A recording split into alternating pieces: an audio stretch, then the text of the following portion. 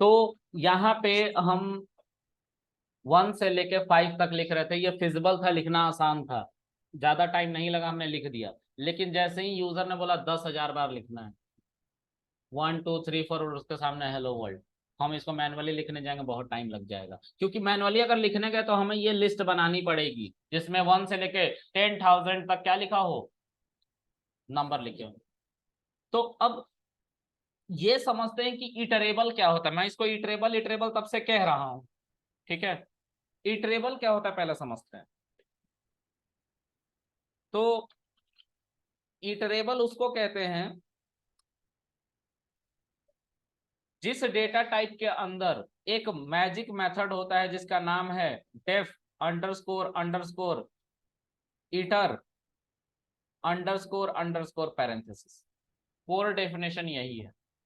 एक इटरेबल उसको कहते हैं, उस डेटा टाइप को कहते हैं जिसके अंदर एक मैजिक मेथड हो, इसको मैजिक मेथड कहते हैं। और इसी मेथड का दूसरा नाम डंडर मेथड भी है, ठीक है। डंडर, DUNDER, डंडर मेथड, ठीक है।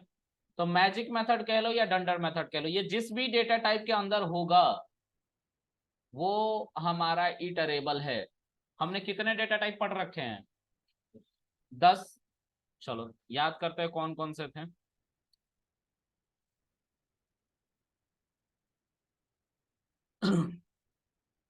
हम डेफिनेशन इसकी लिखेंगे, लेकिन पहले हम डेटा टाइप लिख लेते हैं। डेटा टाइप जो हमने पढ़ रखे हैं उसमें है int, float, string, list, tuple, set, frozen set, dictionary, फिर कॉम्प्लेक्स बुल, ठीक है, जिसको बुलियन कहते हैं। अच्छा, अब हमारे पास इतने डेटा टाइप है, ठीक है।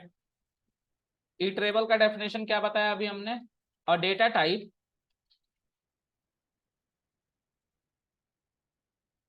which contain a magic method or dunder method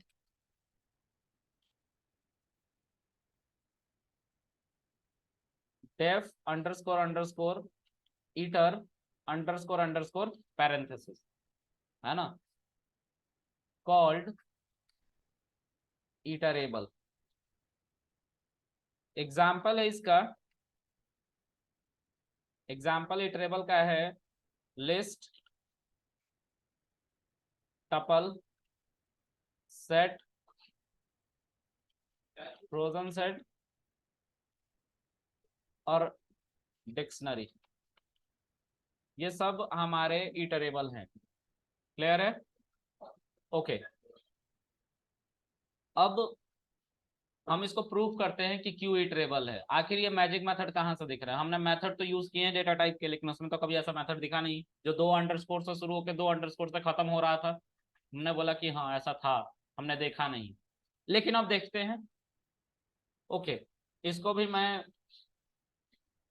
raw में कन्वर्ट कर देता हूँ क्योंकि मुझे इसमें कुछ एडिटिंग करनी है आगे चल के नोट्स की तरह।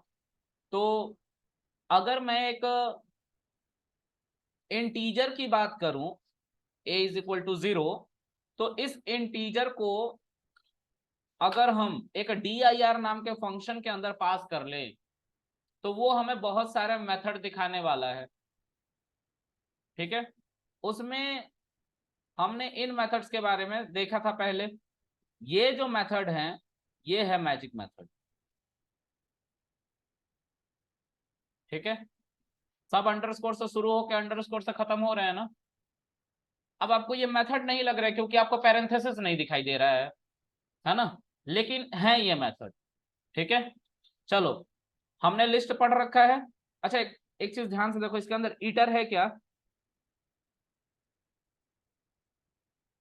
इंडेक्स, इनिट, इनिट, सब क्लास, इंट, इनवर्ट, लेकिन ईटर नहीं है, नहीं है ना। ये इटरेबल डेटा टाइप नहीं है, मतलब इंटीजर क्या नहीं है, इटरेबल नहीं है, ठीक है। अच्छा, एक काम करता हूँ, एक लिस्ट बनाता हूँ। लिस्ट बनाने का तरीका क्या है, this is a list, square bracket जो कि लिस्ट का लिटरल है, ये लिस्ट है। फिर से इसको चलाओ। अच्छा, लिस्ट के अंदर ये सारे मेथड देख रखे हो, ये कॉलेबल मेथड है जिसको हम बुला सकते थे, अगर ए डॉट टैब प्रेस करूंगा तो ये सारे मेथड आ जाएंगे, लेकिन ये नहीं आते थे, ये नहीं आते थे। ठीक है, तो इसके अंदर भी हमारी ये सब मैजिक मेथड है। ये जो मैजिक मेथड है इसको बुलाने पे ये नहीं आते, ये कॉलेबल नहीं है, ये अपने आप चलते हैं।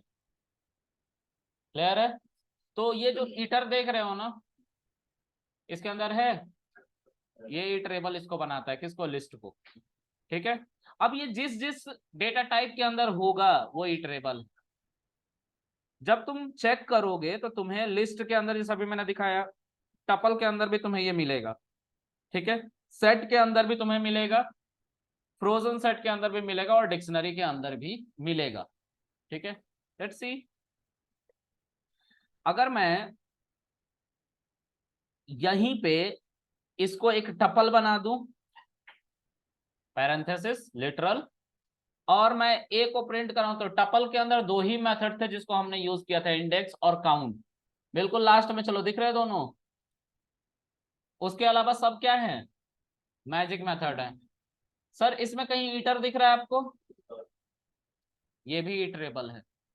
ठीक है, फिर उसके बाद हमारा सेट है, सेट का लिटरल नहीं होता है, सेट पैरेंथेसिस, कंस्ट्रक्टर की मदद से एम्प्टी सेट बना लेंगे और रन करेंगे। सेट के अंदर आपने ये सारे मेथड पढ़ रखे हैं, लेकिन इसके अलावा इसके अंदर मैजिक मेथड भी थे। ठीक है, अब उसमें देखो कहीं ईटर दिख रहा है।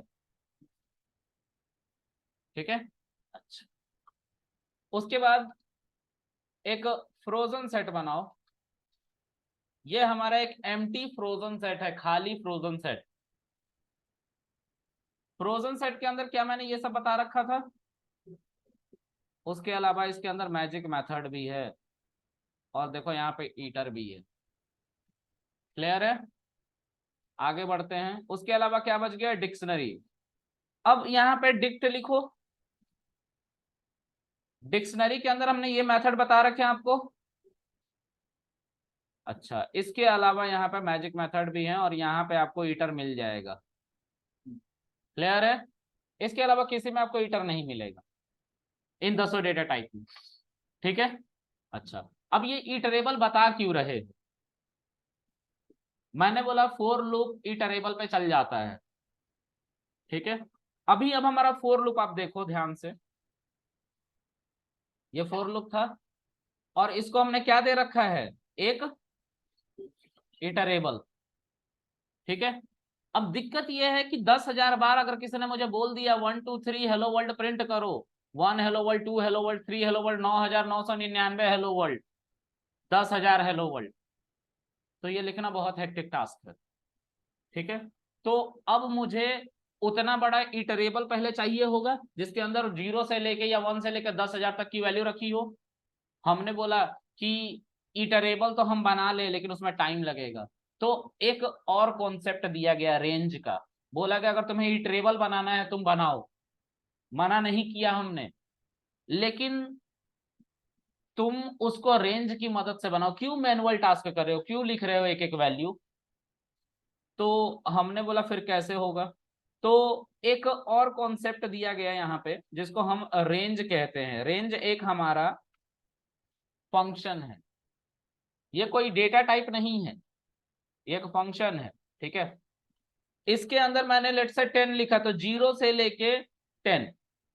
अब एक बात का मेरा हमेशा याद रखना, ध्यान रखना, 0 से लेके 10 तक लिखा जरूर है, लेकिन 0 से लेके 9 तक ही चलता है, 10 एक्सक्लूसिव है, यह हमेशा याद रखना। ठीक है, अच्छा, अगर सर मैं इसको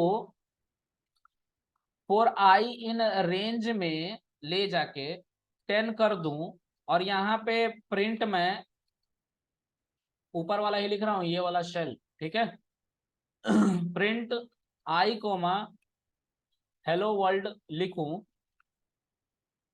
तो क्या मुझे 0 से 9 टर्म तक वैल्यू मिली? हमने बोला हाँ मिली, आई की वैल्यू बार बार डिराइव हो रहा था अब इसके अंदर से। ठीक है, तो इसलिए रेंज को बनाया गया, रेंज भी एक इटरेबल है।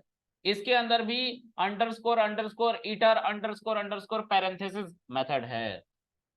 ठीक है, इसलिए ये इटरेबल है। ठीक है, अच्छा आगे बढ़ते हैं। अब किसी ने मुझे बोल दिया सर 10,000 क्या लिखना है, तो 10,000 एक लिखना है, क्योंकि 10,000 के लिए तो चलेगा ही नहीं, और हमें 1 से स्टार्ट करनी थी काउंटिंग। तो हम क्या करेंगे, हम इसके आगे 1 लिख देंगे, क्योंकि जब कुछ नहीं लिखते हैं तो बाय डिफॉल्ट 0 मानता है। अगर हम कुछ लिख दें तो बाय डिफॉल्ट 0 नहीं मानेगा। तो अगर अभी मैं इसको चला दूं तो 10,000 बार जब तक हेलो वर्ल्ड ना प्रिंट कर ले तब तक रुकेगा नहीं, तो हम अपना टाइम वेस्ट नहीं करेंगे, हम इसको सिर्फ कॉपी करके यहाँ पे देख लेंगे। ठीक है, दिख रहा है ना, 1 से लेके 10,001। अब इतना बड़ा टर्म पे हम नहीं बातचीत करेंगे। हम मान लो कि इसको थोड़ा छोटा कर देते हैं, हम मान लो कि 1 से लेके 11 तक ही प्रिंट करना चाहते हैं, लेकिन 10 तक ही प्रिंट होगा हेलो वर्ल्ड। हो रहा है ना, 1 से लेके, पहले 0 से हो रहा था। अभी भी अगर मैं इसको 0 यहाँ से क्या करूं, यहाँ से इस वैल्यू को हटा दो तो फिर से 0 से लगेगा 10 तक प्रिंट करना है हेलो वर्ल्ड। कर रहा है ना। अगर मैं चाहता हूं कि एक एक वैल्यू छोड़ के प्रिंट करो, तो हमें अब लिखना पड़ेगा स्टेपिंग। स्टार्ट वाला भी लिखना पड़ेगा और स्टेपिंग भी लिखनी पड़ेगी। तो ये 2 लिखना पड़ेगा, क्योंकि एक एक वैल्यू छोड़ के लिखना है अब हमें। तो 0 में 2 ऐड करोगे कितना होगा, 2, 2 में 2 ऐड करोगे, 4 में 2 ऐड करोगे, तो 0 2 4 6 8 और 10, उसके लिए हेलो वर्ल्ड मिलेगा। क्लियर है। अगर तुमने इस स्टेपिंग को 3 कर दिया तो 0 3 6 9। ठीक है, तो ऐसे ये चल रहा है, ऐसे ही इटरेबल बना के दे रहा है। अब हम फ्री थे इटरेबल को फास्ट क्रिएट करने के लिए, हमें टाइम नहीं स्पेंड करना पड़ता था इटरेबल बनाने में, यानी कि लिस्ट बनाने में। ठीक है, अच्छा इतना समझ में आ रहा सबको। उसके बाद देखते हैं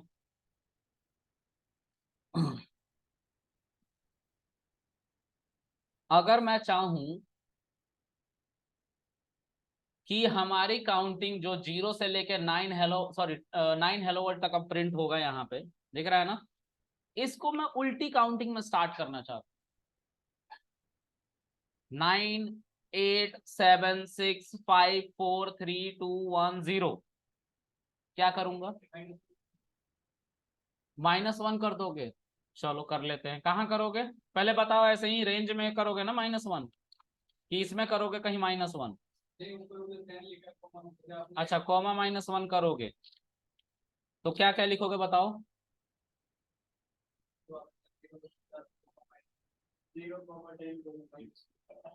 नहीं ऐसा नहीं करेंगे, 0 10 करोगे तो थोड़ा सोचो, 0 से स्टार्ट होकर 10 तक पहुंच पाओगे -1 ऐड कर करके। 10 0 -1 ये सही था, लेकिन 10 से स्टार्ट होगा और 1 पे खत्म होगा। हमें कितना चाहिए, 9 से स्टार्ट होना चाहिए और 0 पे खत्म होना चाहिए। चलो करके देख लेते हैं। अगर मैंने 10 0 -1 किया, तो 10 से स्टार्ट होकर 1 पे खत्म हो रहा है। हमें किससे स्टार्ट करना था, 9 से स्टार्ट करना था, 0 तक प्रिंट करना था। क्या करेंगे, तो सर 9 से स्टार्ट करो और इसको -1 लिख दो, खाली मत छोड़ना यहाँ पे, ये स्लाइसिंग जैसा दिखता है नहीं। ठीक है, ठीक है भाई, 9 से शुरू करा, 9 इंक्लूसिव है, पहला पॉइंट इंक्लूसिव था हमारा, मिड पॉइंट तो एक्सक्लूसिव था। -1 नहीं आ रहा है, -1 से जस्ट पहले वाली वैल्यू 0 आ रहा है। क्लियर है, तो ये समझ में आया रेंज क्या होता है। ओके, मिड पॉइंट इसका या सिंगल पॉइंट जो भी तुम डाल रहे हो वो एक्सक्लूसिव होता है, उसके पहले की वैल्यूज होती है। स्टार्ट वैल्यू नहीं दोगे तो बाय डिफॉल्ट 0, और स्टेप नहीं दोगे तो बाय डिफॉल्ट 1। ठीक है, अब तुम यहाँ पे थोड़ा देखो, नोटिस करो इस चीज को। मैंने यहाँ पे स्टार्ट वैल्यू दिया, एंड वैल्यू दिया, स्टेपिंग नहीं आ रही है क्योंकि वो बाय डिफॉल्ट 1 है। लेकिन अगर कल को मैंने स्टेपिंग को चेंज किया, वो आने लग जाएगा, क्योंकि उसको दिखाना जरूरी था। क्लियर है, चलो इस बात को याद रखोगे। तो आज के लिए इतना ही रखते हैं।